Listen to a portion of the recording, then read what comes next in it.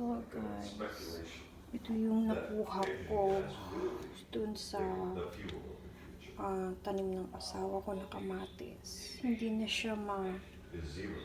siya maluto or mahinog gawa ng sobrang lamig lang. Ang daming pang natira doon na hindi ko na talaga siya magamit. Ito na lang yung nakuha ko na pwede pa sigurong magamit.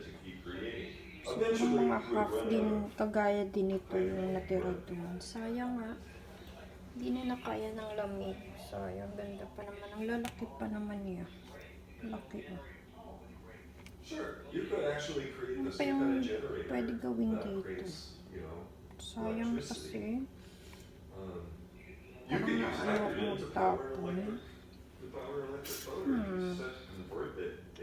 Pag-isipan ko anong gagawin dito. Bye!